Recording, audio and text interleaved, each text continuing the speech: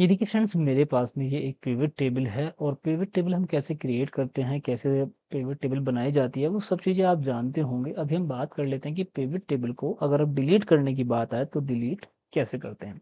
देखिए सिंपली अगर हम यहाँ पे इस पूरे को सिलेक्ट करके पिवट टेबल एनालाइज में जाएं और यहाँ से क्लियर ऑल कर दें, तो देखिए ये क्लियर ऑल तो हो गई है, मतलब इस पिवट टेबल में जो कंटेंट था वो तो डिलीट हो गया है, बट पिवट टेबल अभी जो की तू है, पिवट टेबल हमारी डिलीट नहीं हुई है। तो पिवट टेबल को डिलीट करने के लिए सबसे पहले आपको करना क्या है, जहाँ से पिवट टेबल स्टार्ट होती है वहां पे माउस को लेकर के आना है। जब इस तरह का एरो बन जाए तो जस्ट आपको इसके ऊपर क्लिक करना है।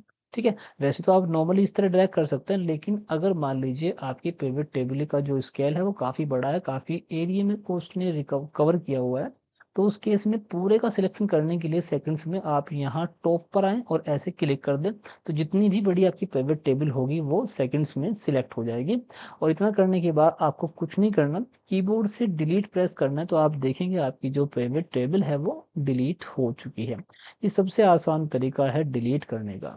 वहाँ पे हमने कीबोर्ड से हमने डिलीट की प्रेस की, और अगर आपको डिलीट की प्रेस नहीं करनी है तो सिंपली आपको यहाँ पे सिलेक्ट करना है और उसके बाद होम टैब में आपको एक डिलीट का ऑप्शन मिलता है, डिलीट सेल्स या डिलीट सीट। तो सीट तो आपको नहीं सिलेक्ट करना, हमें इन सेल्स को डिलीट करना है। जस्ट आप सॉरी, यहाँ पे देखिए जस्ट आपको क्लिक करना है डिलीट के ऊपर, सॉरी मैं यहाँ पे इंसर्ट के ऊपर क्लिक कर दिया, डिलीट करना है, तो आपकी जो पिवट टेबल है वो डिलीट हो जाएगी। इस तरीके से आप पिवट टेबल को इजीली डिलीट कर सकते हैं।